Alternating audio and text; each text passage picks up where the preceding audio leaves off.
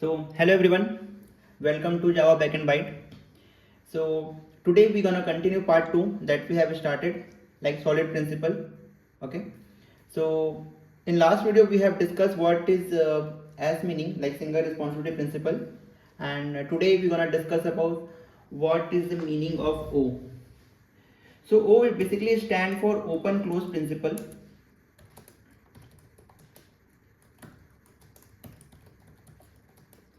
With name only, it shows like open close principle, right? So we are designing a class. So how class can be designed? So solid principle give that kind of set of the principle. Based on it we can design a class. So O stands for basically open and close principle. It means there could be a software entity, for example, class or function, that should be open for extension but closed for modification.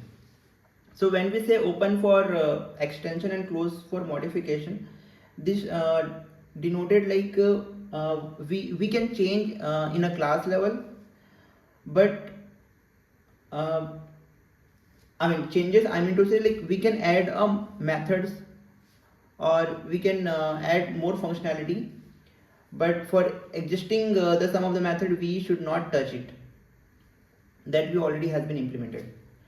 So this is coming to picture when we wanted to add a new functionality to a class without modification its existing code. Okay, so this can be achieved through the abstraction and polymorphism. So when we say, right, open close principle, so you can say open for extension and close for modification. Okay, so this can achieve by using abstraction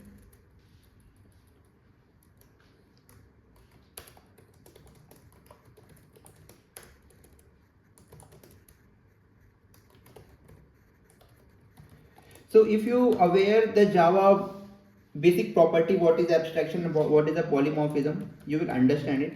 But no worries, I will explain little bit. So when we say abstraction, right?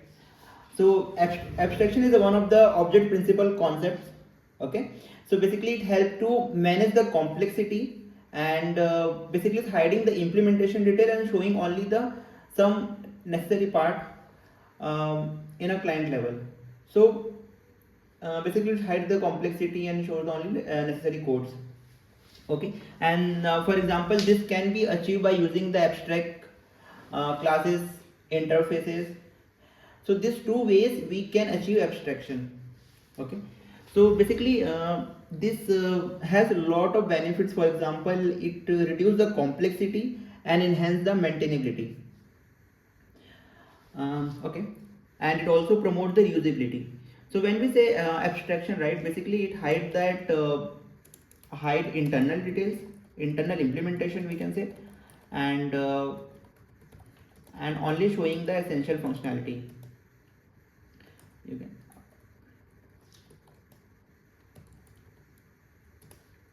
Okay, and this can be achieved through the abstract and interface. Okay, so let's talk about the polymorphism. So poly stand for multiple and form stand for format or multiple formats.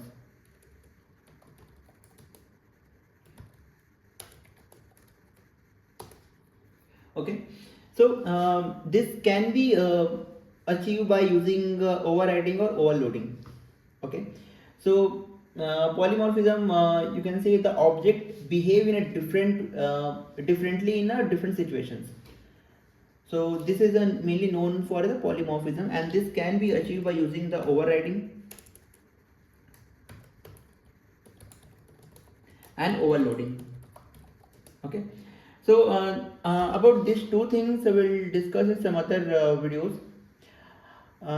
So let's start for open close principle, basic code. What is the Java code, how we can write it? Okay, so let's jump into it. So okay, so I have written some code.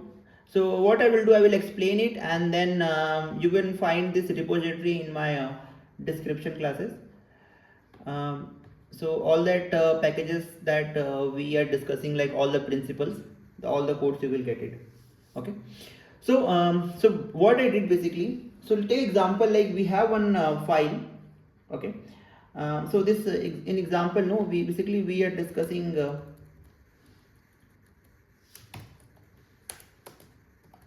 in use case, right? So for example, we have one invoice.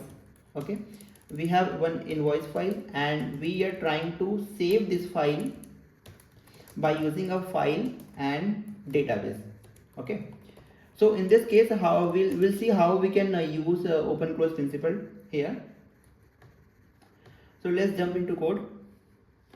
So you will see that we have created one invoice interface here. Okay, and it has one save method. So a method to save the invoice. Then we have created two different classes, like one file class and one database invoice class. Okay, so in file class we have implemented the invoice interface. So interface, if you're aware, like interface we can only implement it if it is abstract method, right? We can extend it. Okay, so here I'm implementing the interface and I have created one private string invoice data, and then I'm using one more you can say constructor here. Here I'm passing the invoice data and initializing it. Okay, and then whatever method I have declared in a invoice interface, the same method I am doing overriding. Okay, so overriding is one of that Java inbuilt annotation. If you go under that, you will see that it has been implemented target and retention level. Okay, so you can see the documentation also here. It is available from Java 1.5. Declare super type method is one type compiler. Okay, so okay, this is one of override is one of that default override annotation that Java provide. Okay, and now coming back to save method. So basically we have implemented the save method here, and then we are writing our code. So in interface, right, basically it shows only this particular functionality, and whatever we are writing we can see under that. So it's based on the class level we can implement. So here this is a file type, right? So basically I'm taking one file from text document, and then I'm writing it, and basically I'm saving it to invoice save to file. Okay, if any particular error happen, I will catch it and I will put this particular description. Okay, let's, and this another class we have generated, for example, db invoice. Okay, so in db invoice also it has been implemented the invoice interface, and it also has the string like private string like invoice data. Okay, and it has also like a db invoice invoice data which is also initializing it, and it has save method. Basically it is overriding the save method, and here also we have getted the all the database detail, for example what is the url, username and password. Okay, and then we have this generating the basically connection details and preparing prepare statement we are doing. I'm writing the SQL statement also, prepare statement, and here I'm trying to execute the update. Okay, now coming back to our main I will say main class. Here what I am trying to do here is